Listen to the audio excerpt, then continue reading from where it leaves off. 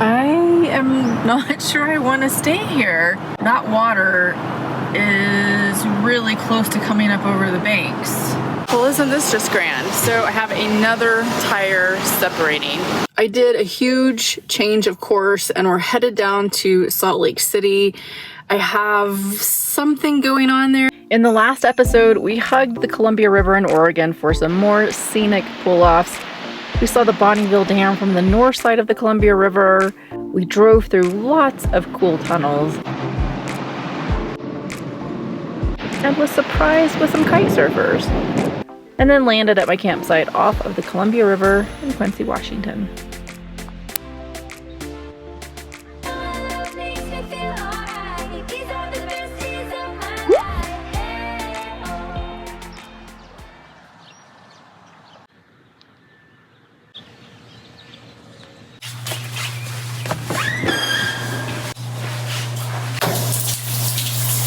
And just like that, I'm ready to go. And by the way, how do you like this ever-growing silver? It's getting there.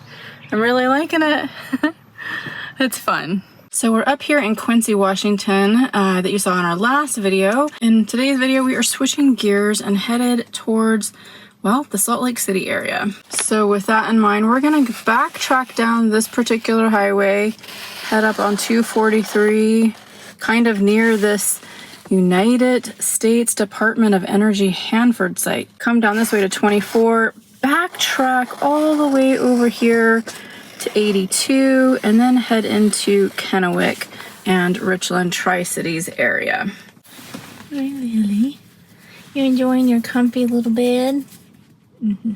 Well, that's the direction we're headed over there where you see all of the rain, so I guess we're getting rained on. It's kind of interesting how you can see like the demarcation line for the rain versus where it's not raining. Well, we're back over here at Discount Tire because getting another vibration in the van again. All right, so they said it was gonna be about an hour and 45-minute wait. So I'm just gonna sit here and work at my little table, which I've actually got pulled all the way out. So I can have a bigger area because my paints and stuff live right over here for now.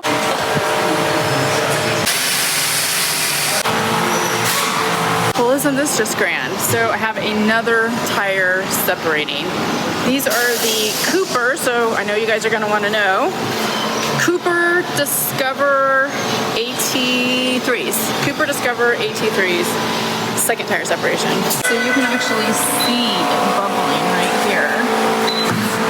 It's higher in the middle than it is on the sides, where this is completely flat. You can see how flat that is maybe, where this is not flat. It curves up here, angled. So that bridge right there is called the Pioneer Memorial Bridge, and it's got a beautiful American flag flying on top. This, of course, is the Columbia River. The Columbia River is huge. Do you see what looks like cotton floating through the air? It's actually called cottonwood. When I used to live in Seattle, we had those cottonwood trees just shed all those white balls of cotton, so to speak, everywhere. And it would look like snow coming down. Let's see if we see some. Oh, here's some right here. Just looks like cotton. Oh yeah, you can see them up in the trees.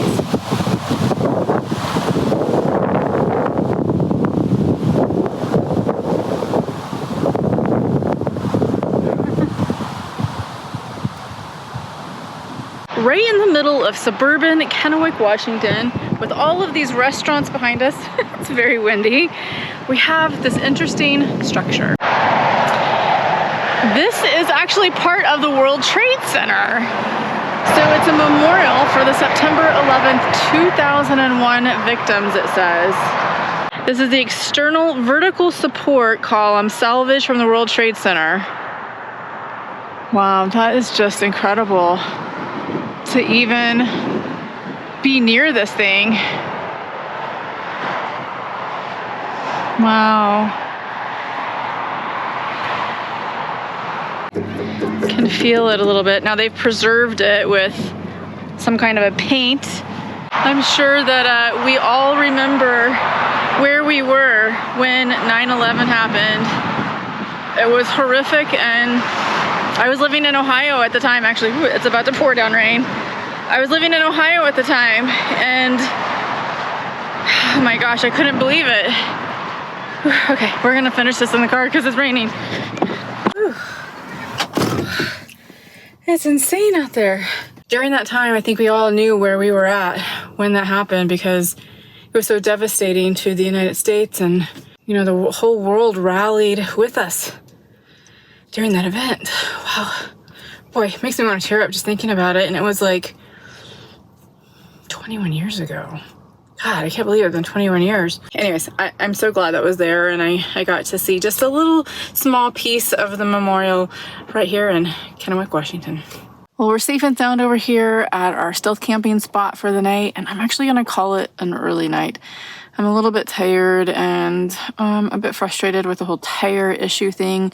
It scares me because those tires separating, so I'm hoping that that doesn't happen again, but honestly, I have no reassurances whatsoever that it's not going to, since it's happened twice now since January. All right, guys, hope you have a good night, and I'll see you in the morning.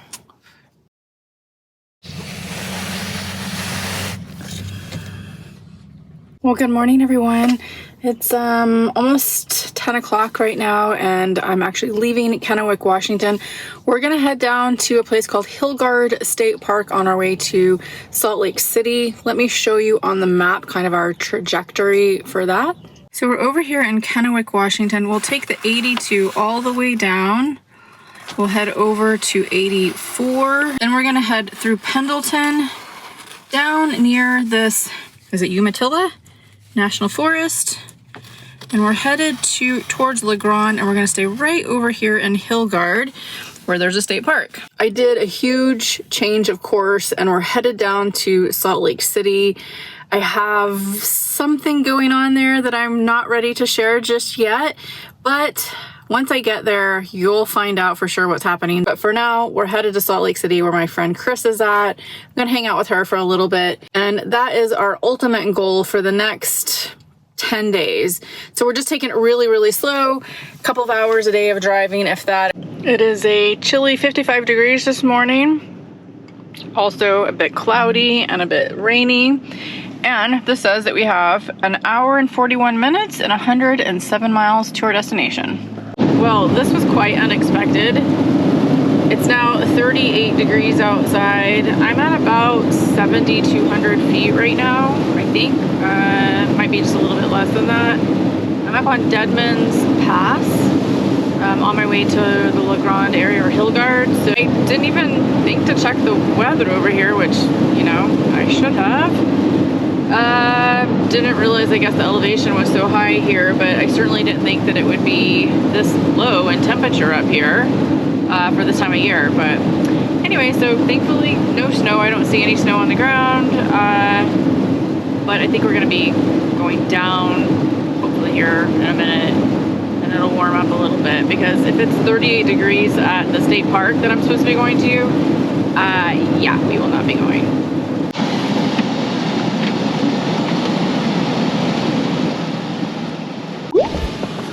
Wow, look how full the river is. It is almost overflowing its banks. It's so full. Look at that left edge. Wow. I am not sure I want to stay here. It's beautiful. Look at these sites. They're primitive sites, but that water is really close to coming up over the banks. So, I'm not sure. It's also 40 degrees outside right now. Sure is pretty though, but I don't need to be flooded. So I just spoke to the park ranger who's back there mowing the lawn right now, and he said I shouldn't stay here.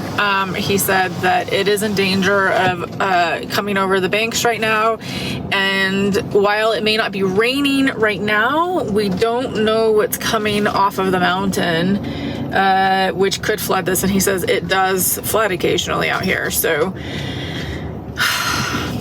change of plans. Boy, that sucks, because this is really beautiful. I'm gonna pull over here in the day use area and get my bearings and figure out what to do.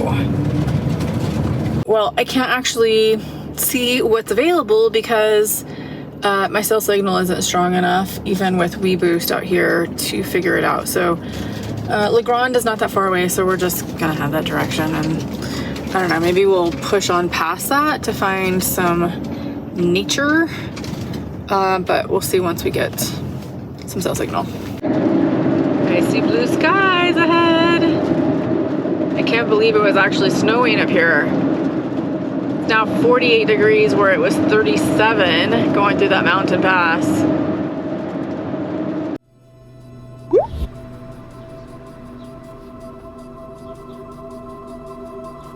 I ended up staying the night in Nampa, Idaho, and then pushed on for the sweet spot in nature where hopefully it isn't crowded. My introverted self really craves that solitude in nature where I can be still and not hear the bustling sounds of a city.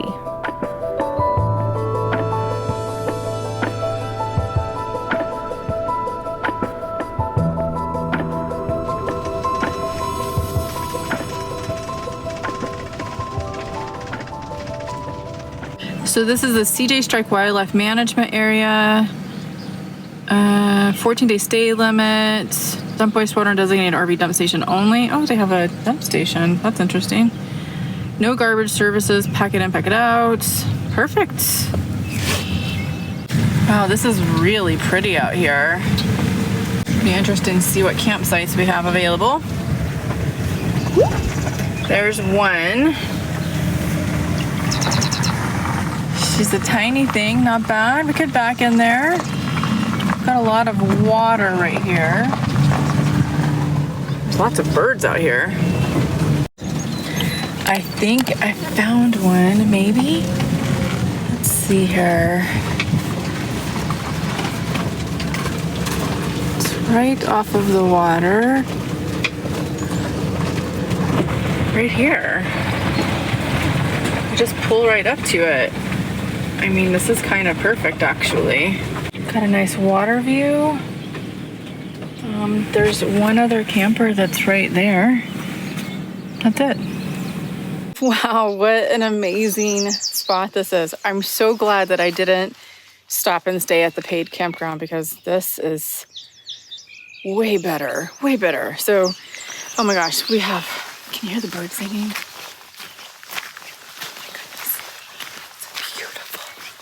Seriously beautiful. Just incredible out here.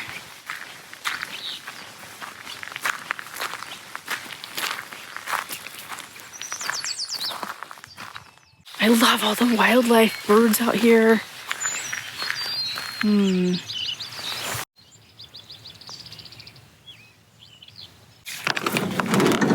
Lily? Come on, baby. Yeah, baby girl, what's going on?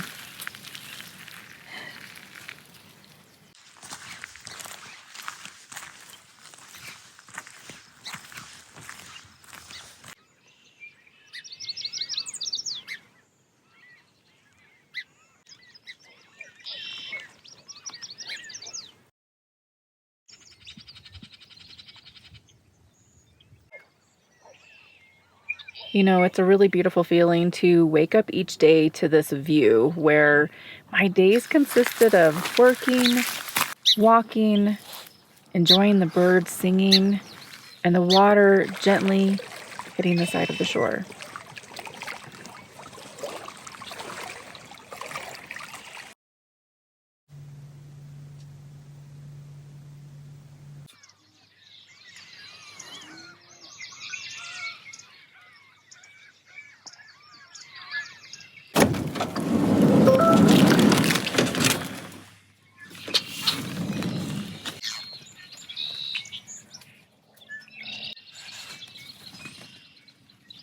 Well, good morning there, everyone. It's a beautiful, beautiful morning. It's about 8:45 in the morning. We're actually headed out this morning, though. It's time to go. We're headed to Twin Falls. It is warming up here today. It's supposed to be around 85-ish degrees. So we're gonna seek cooler temperatures in Twin Falls. Plus, they've got a special treat over there for us. It's some more amazing falls. So I'm gonna take you over there and show you that today. I've pulled off. There's a part of the gorge just before you get to the falls over here. You can tell it's right off the highway. You can see there's a river right down there. And also there's a road that kind of twists and turns as well. I think that's where we're gonna go for the falls. We are definitely going downhill all the way into that little area. It's a pretty sharp curve up here. There's no warning signs before you get up here that you wouldn't be able to make it. All right, whoa. Take it slow, take it slow. Wow, look at that view. That's pretty amazing. Wow, look at that falls there. Well, we finally made it over here. I went to the wrong one. The other one was 3 miles, literally, down a really dirt, rocky, bumpy road, very narrow, windy, and it wasn't like the real one that I wanted to show you. That was Auger Falls. This is Shoshone Falls. Shoshone Falls, which is located on the Snake River, is referred to as the Niagara of the West at 212 feet tall and 900 feet wide. It is one of the largest natural waterfalls in the United States, surprisingly surpassing the height of the famous Niagara Falls, which is at 180 feet. It's a beautiful sight, and you can hear like just the rushing and the roar of it, just like I did when I was in Oregon. I was a little bit closer to in Oregon, but this is like several waterfalls all in one. Also, it's just a really beautiful park over here too, where not only do you have the waterfalls, but you have all this grass everywhere too, where you can come out and have a picnic. I don't see any picnic tables anywhere, but hey, the grass works, and it's lush and green too. Thank you so much for joining me on this adventure today, and a big thank you to my Patreon members for their extra support. I love all of you so much for your kindness. Please like, share, subscribe, and turn on those notifications, and I'll see you soon. Have an incredible day and keep story chasing.